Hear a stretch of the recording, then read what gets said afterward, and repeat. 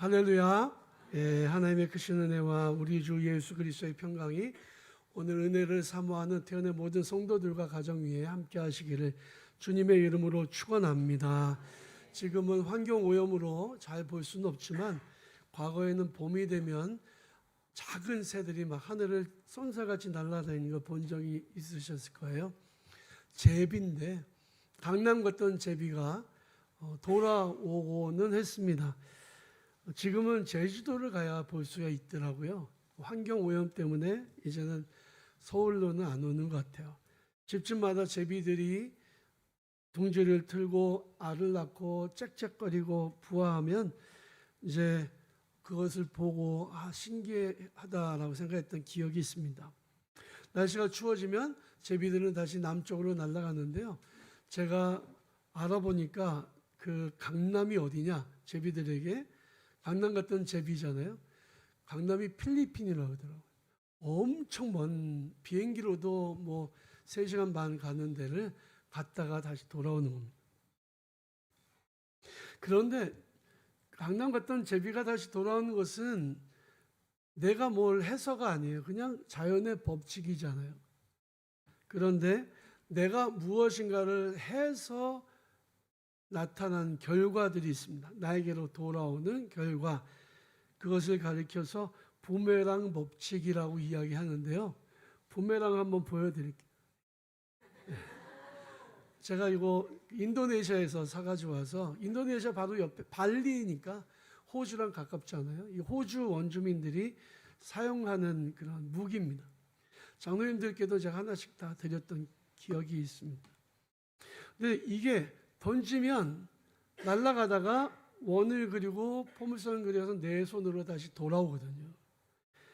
내가 선을 베풀면 선이 나에게로 다시 롤백하는 거죠. 또 악을 행하면 악에 대한 결과가 나한테로 돌아오게 됩니다. 그래서 우리가 악이 돌아오는 것을 인과응보 뭐 그렇게 표현하기도 합니다. 우리 신앙생활에도 역시 부메랑의 법칙이 존재한다는 거죠. 내가 예수의 이름으로 선을 베풀면 그것이 언젠간 나에게 복으로 돌아오게 돼요. 내가 다른 사람에게 한 축복 기도는 그 축복 기도가 나에게 다시 언젠가는 되돌아오게 됩니다. 이 말은 내가 한 저주도 원망도 다 내게로 돌아온다는 말과도 같다고 말씀드릴 수 있습니다. 전도서 11장 1절에 보면 너의 음식을 떡을 물 위에 던지라 여러 날 후에 도로 찾으리라 라는 말씀이 있어요. 옛날에 강남은 부자가 살지 않고 가난한 사람들이 살았습니다. 왜냐하면 윗물에서 부자들이 살면서 뭐 빨래하고 설거지하고 또 오물도 다 떠내려 보내면 이 아래쪽에는 굉장히 물이 더러워지잖아요. 그래서 물이 좋은 쪽은 부자가 살고 물이 나쁜 쪽은 가난한 사람이 살았습니다. 그래서 바구니에다가 위에서 좀 여유 있는 분들이 빵을 만들어서 떠내려 보내면 아래쪽에 사는 가난한 사람들이 그것으로 생명을 유지할 수가 있었다라고 하는 거죠. 내가 만약에 떡을 물 위에 던지면 언젠가 그것이 나에게로 돌아온다. 부자가 영원히 부자가 되는 게 아니고 가난한 사람 또 영원히 가난한 게 아니에요.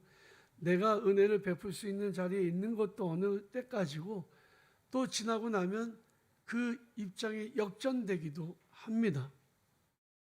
중요한 것은요, 내가 한 일에 대한 결과가 빨리 돌아올 수도 있고 늦게 돌아올 수도 있지만 언젠가는 돌아온다.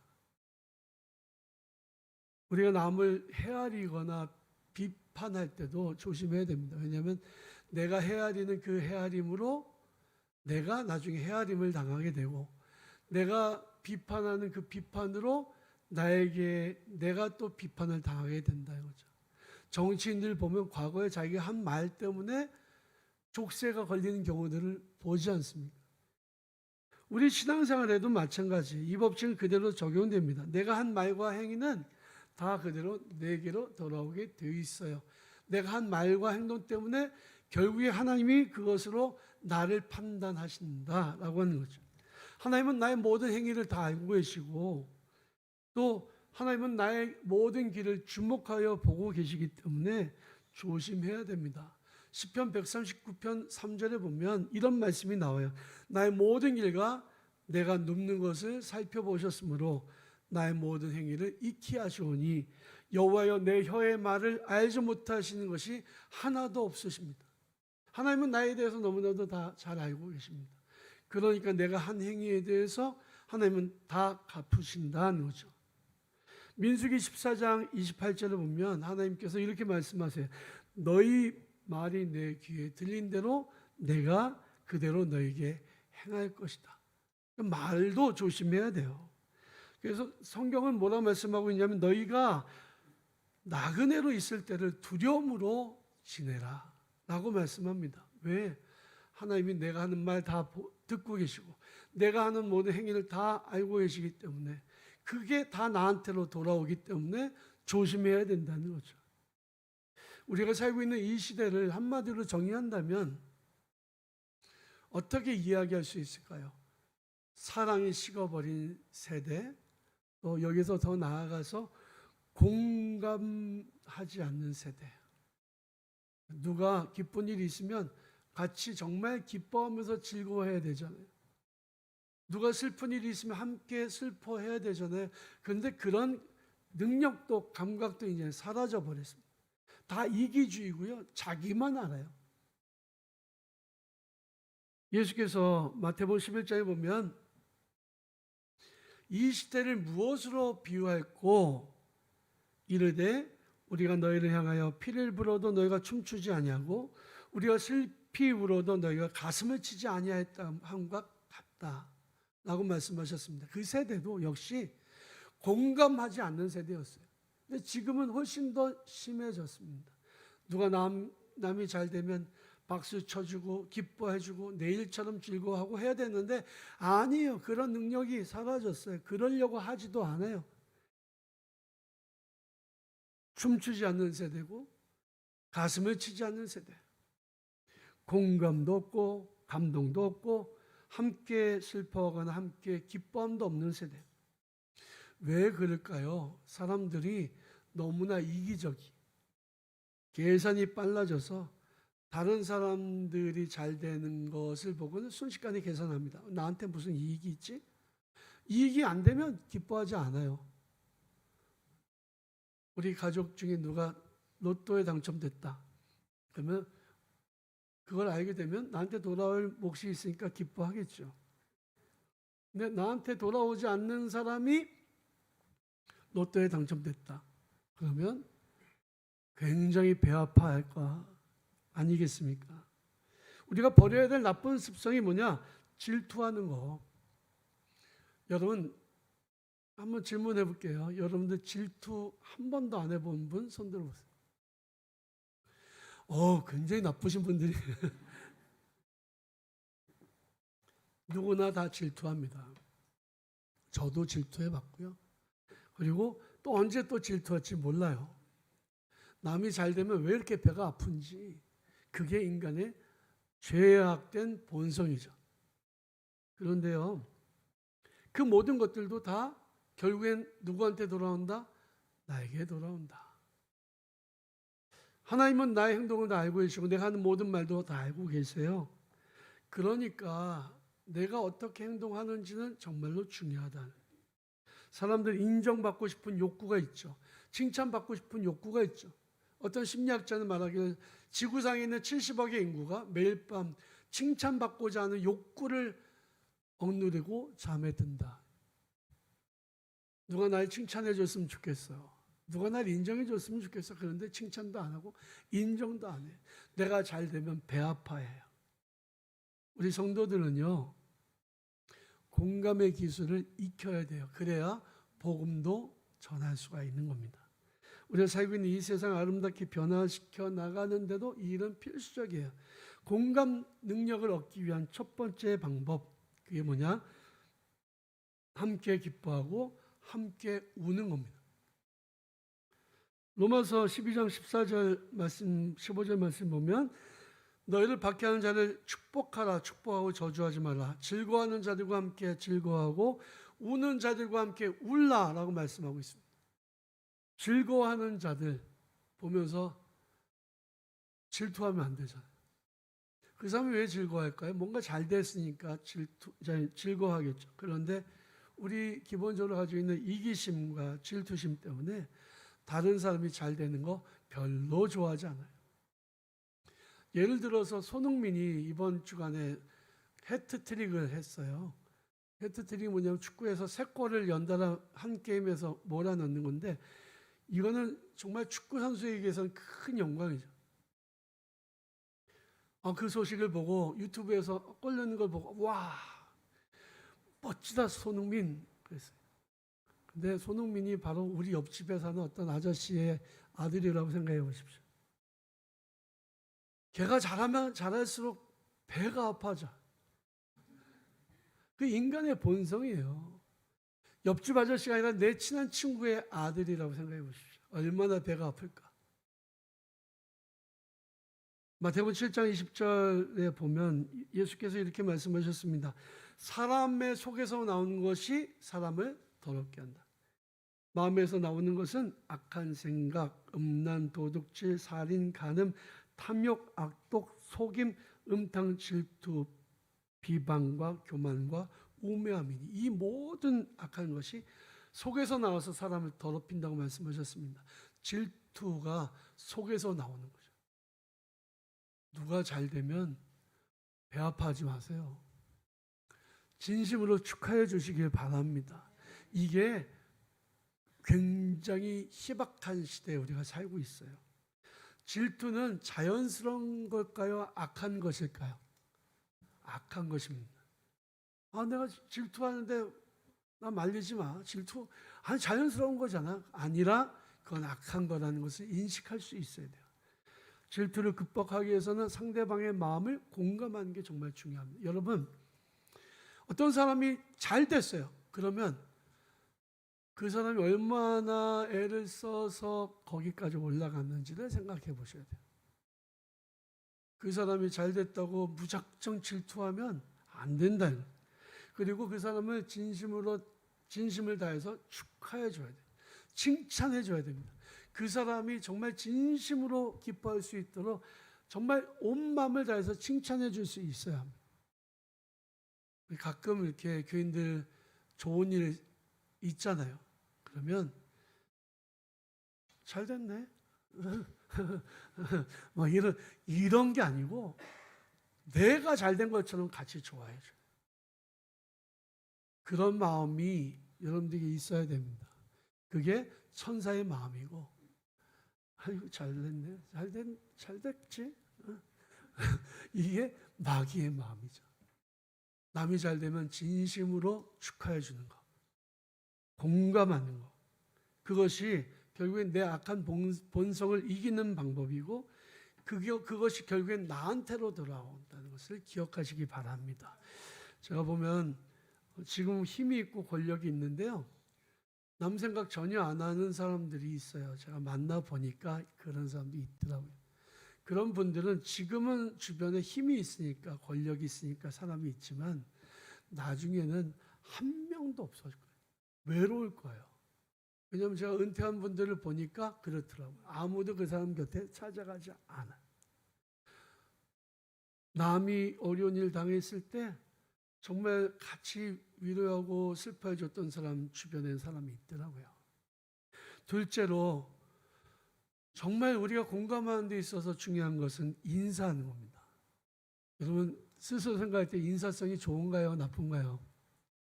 제가 볼 때는 우리 교회 성도님들은 인사 잘해요.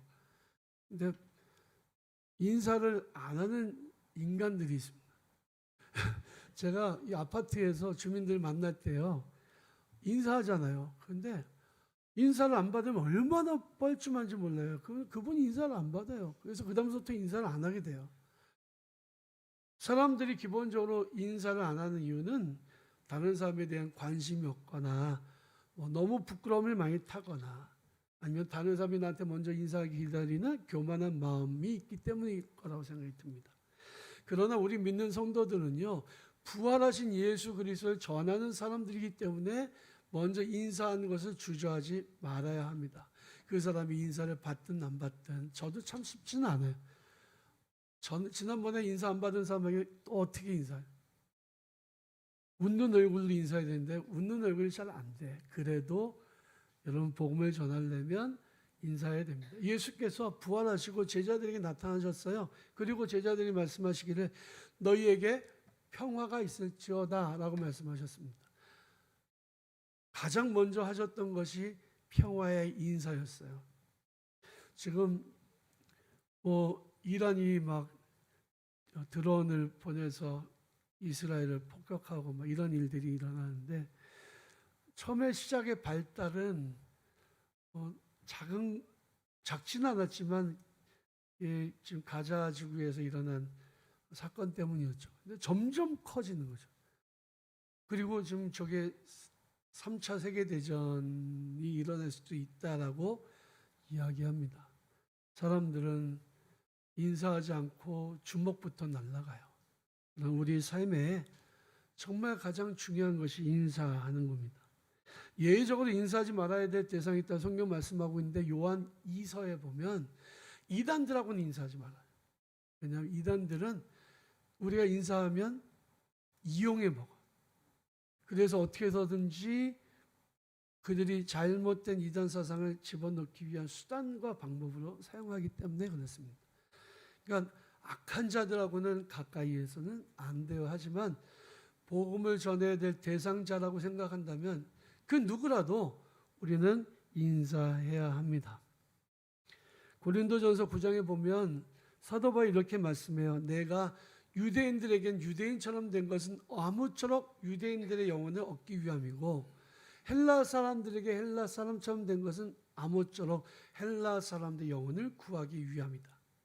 그렇다면 여러분들이 이제 만나는 모든 사람과 인사하면서 좋은 관계를 맺어 나가는 것은 그들의 영혼을 구하는 아주 중요한 시작점이 될 수도 있다는 사실을 기억해야 됩니다.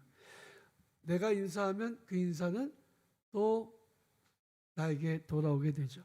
제가 어제 엘리베이터에서 어떤 주민을 맞닥뜨렸어요. 1층에 내리는데 보통 문 앞에 서게 되면 이렇게 얼굴을 가까이 보게 되니까 인사해야 되잖아요. 인사 안 하는 경우도 있지만 어제는 제가 인사를 했는데 그분이 아주 어린 딸을 데리고 나오면서 인사를 받더라고요. 그래서 제가 엘리베이터 탔습니다. 문이 닫히려고 하는데 가던 그 어린 한 5살쯤 돼 보이는 어린아이, 그 여자애가 뒤를 돌아봐요. 제가 어떤 마음이 들었는지 순간적으로 이 아이가 인사할 기회를 놓쳤다고 생각하는구나. 아까 인사할 때 인사해야 됐는데 못했잖아요. 그러니까 뒤를 돌아봐요. 그래서 제가 손을 흔들어 줬더니 얼마나 큰 소리로 인사하는지 몰라요. 아이들은 인사를 하는데 어른들은 인사를 잘 안 해요. 여러분 인사하는 것을 두려워하지 마시고 할 수 있다면 평화의 인사를 하는 성도들이 되시기를 바랍니다. 그 인사로 인해서 한 영혼을 구원할지 아니면 한 가정을 구원할지 우리는 모르는 거예요. 그러면 어떻게 인사해야 되느냐? 기쁘게 인사해야 돼요. 인상 쓰면서 인사하지 말고. 그리고 어떻게 인사해야 되느냐? 내가 먼저 인사. 저 사람이 나한테 인사할 때까지 기다리지 말고 인사하시기를 바랍니다. 상대방을 존중하면서 인사하시길 바랍니다. 내가 인사하면 그 인사는 내게로 돌아오게 되어 있어요. 오늘 본 말씀에 보면 우리가 감당하기 어려운 말씀들을 하세요. 누가 내 겉옷을 강제로 뺏으면 속옷까지 줘라. 누가 내 뺨을 때리면 다른 뺨도 때리게 돌려대라. 아니 이해가 안 가죠. 착한 사람하고 인사하지 원수하고 인사하지 않아야 되잖아요. 근데 원수까지도 인사하라고 말씀하십니다. 남을 비판하지 마라. 남을 헤아리지 마라. 왜 이렇게 말씀하실까요?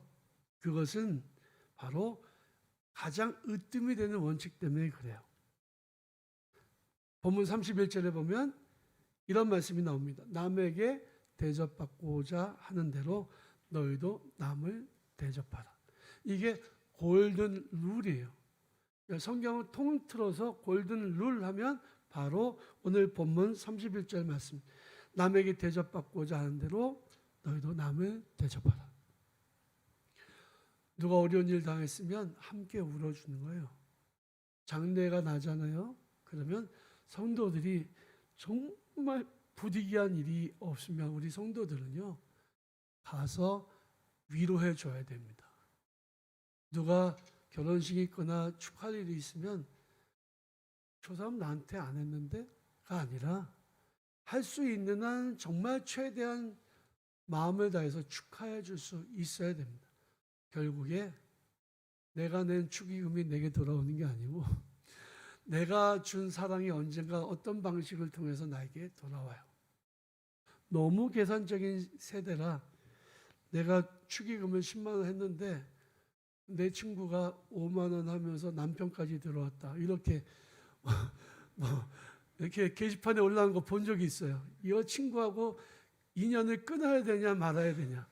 너무 계산적인 시대에 우리가 살고 있죠. 여러분 사랑하고 사시길 바랍니다. 축복하며 사시길 바랍니다. 내가 대접받고 싶은 대로 남을 대접하고 내가 남을 위해서 축복하고 기도해 줄 때 나의 삶은 주님이 주시는 행복으로 가득 차게 되고 나의 삶은 정말 많은 친구로 가득해서 노년이 더 행복해지는 외롭지 않은 축복의 삶을 살게 될 거예요. 오늘 본문 말씀은 너무 중요한 말씀이니까 여러분 집에 가서도 한번 쭉 읽어보시고요. 마음을 새기시고 그렇게 할 수 있는 대로 선을 행하고 대접받고자 하는 대로 대접하고 그래서 하나님께 영광 돌려드리고 여러분 삶이 기쁨을 가득 차시기를 주님의 이름으로 축원합니다.